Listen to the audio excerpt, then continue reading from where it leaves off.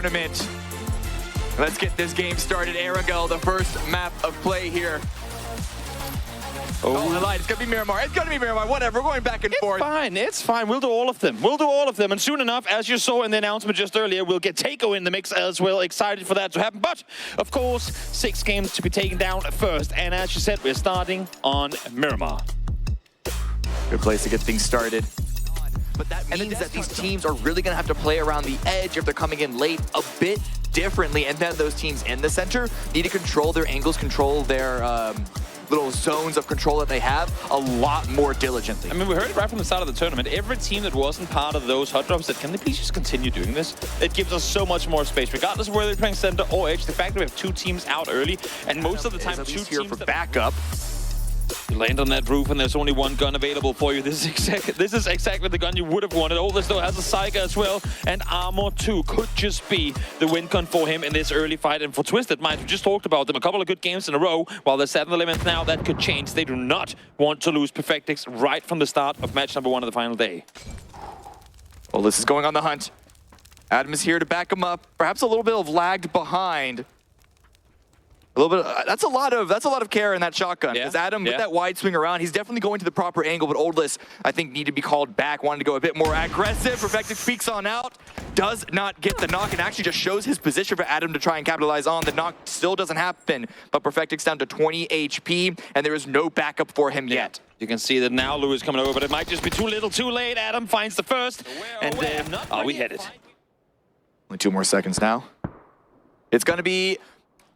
I kind of want to call this a hard shift because it's as far as it can go. It's really the only spot that's free, that's relatively uncontested. But Cerberus, way out in the open now, using these ridges in the field to get some good damage onto Na'Vi.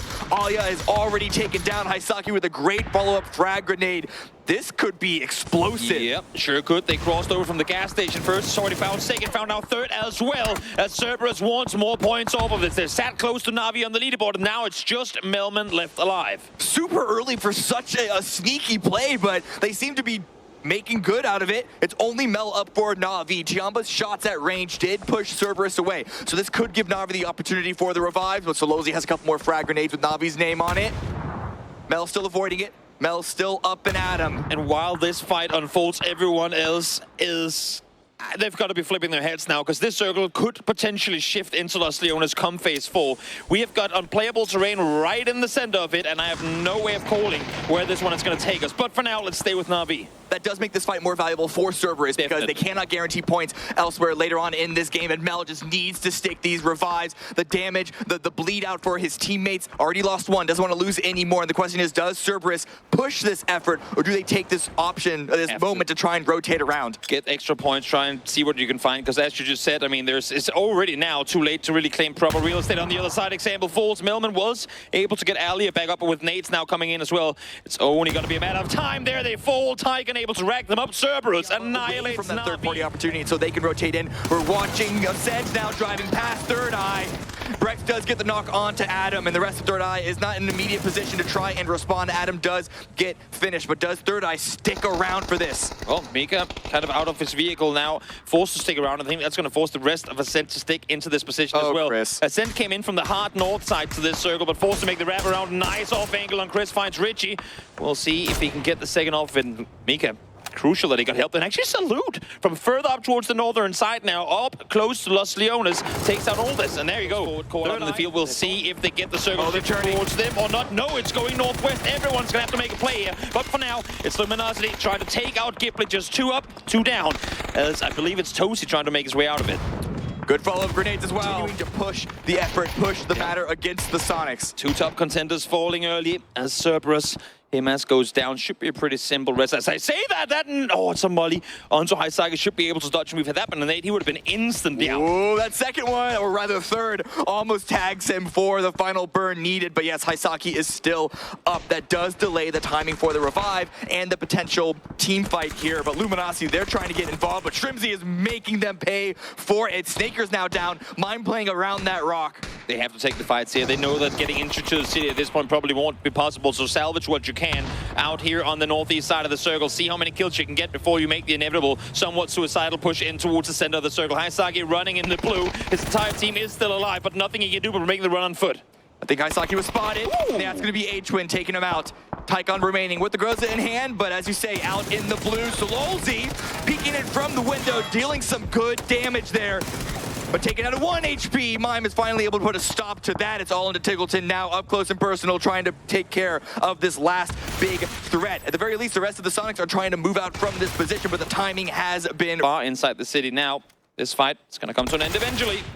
No shots connected, but look at the blue, tanking away both of them. Yeah, neither player really feels comfortable committing to the peak, committing to the fight, because it's not just damage from each other, it's damage from the zone as well. Tiggleton pre-firing out, heard the footsteps, but once again forced to back away and potentially pop a med. Yep, has first aids to work with. His only phase falls, you can do it, but Tiger with the Groza up close takes him down. But I don't think he's going to be alive for much longer here either. Yeah, it's just going to try and med out until placement points. Apocalypse now to really heal med out for that much longer. Vegas down to 8, running in through smokes. Needs help. Alo needs to somehow distract him. He's doing what he can, but Soul from the other side finds him through the smoke. It was only a matter of time, and now Alo's seen over the top. What a huge shot from Schofield. Good isolation there. Not much that Penta or Alo could do to help damage, and now it's actually going to be Lou there from Twisted Minds with the next point of entry with the shotgun, able to put Crazy down in the dirt. Zhao Hai also goes down. And so again, 4 AM just trying to retreat from this position. They're not finding any success with that. They only have 1 left standing, and not anymore. 10th place is going to be where 4 AM finish. What a split from Twisted Minds as well. Only leaving 1 inside the compound. The other 2 Twisted Minds, they lose Perfectix at the drop. And still, almost placement points already and 7 kills confirmed. So huge game for Twisted Minds, despite the fact that you can care of good frag grenades. Long Skur is going to go down. A bit too close to the blue. Not a lot of maneuverability to run away from that one. It's all into 77 and to Pow Pow. 77 in for his behalf is rushing forward with the Groza, still dealing damage, but now he is the only one up. So much utility damage coming through here from Ascent. Chris forced back, but look at Micah, still holds the angle, still has the corner. Good thing for him is that Dan West looking the opposite direction, because he's miles out in the open, and now they see him as he starts shooting. There are smokes there, it's difficult to get eyes on anything. Now Lil goes with the shot that pushes on in Foxy though, there to take down the first threat. Such a great high-low hold for Genji in this position, but Taman needs to go activate it, and he's actually gonna get cut down. Great hold by Xiaobei, Shout ED, the shots are all coming on in. 17 annihilate Gen G. It was a delayed, long-fought fight. And that's given Daytrade the opportunity to push all the way down to the south side. Down the blue. Sure has. He's chilling. It's a big open field that he needs to run through. And it all just depends on, did Danawa lose lines of sight or maybe even forget about the last solo from STK? But yeah, their focus is 100% on Daytrade right now. Utility coming out, frag grenades coming out, Molotovs coming out, that one looks good. So close for the knock, 7 HP remaining for Poo Chills. Belmoth, Flash, both pushing up into the high ground to try and give some defense, and Flash now they're fading. Now the cover is gone for Soul and Salute to work with. They need to peek over this rock. They need to peek over this ridge line if they want to find the kill. A great double push. Salute and Soul getting separated from each other. Isolated engagements here. Salute is gonna deal some damage, pushes Poo Chills away. But Loki has been confirmed, so can't even use their down teammate for information. And Belmont now rushing into an opposite direction. This could be good for Soul, able to deal even more damage to Flash, but again, the knocks aren't coming. Salute going down, Soul is able to at least trade. Such a hot area to take proper fights, and especially when you're outnumbered like this. Belmont down below him, so as much as he wants to peek one fight, he has to peek the other. Soul finds Belmont first. A great first frag, but how does Poo Chills respond? Smoke is going to come out, but it's initial damage, now the blue coming on in. The timing does not favor Daytrade, and it favors 17 because everyone else is now pushing in when they heard this fight break out. Soul is going for a miracle play at the moment, keeping Danawa alive, pushing through his own smoke, but Poo Chills has the angle. Nates came from down below. How are they planning on bringing that home? It's going to be difficult for the Solos, but we'll see if 17's communication and teamwork can grant them the win here in the first game of the final day. The Mad behind enemy lines, or rather 17 coming in to steal his territory. Just holding a little bit. Small spot of the cave, Poo Chills is found by Penta, so SDK that's another point, 2 points with the placement that they guarantee. But now what does the Mad do? It's 1v1v3, the Mad knows this, and is now discovered, taken down. Oh, it's actually Penta with yet another kill, so SDK are at least climbing to second, but can Penta do this 1 versus 3? Frag grenade out, it's gonna be to the blue, SDK denying a point. Again, but 17 still with the win. For everyone on the server, this is the last thing that they wanted to see. Now, good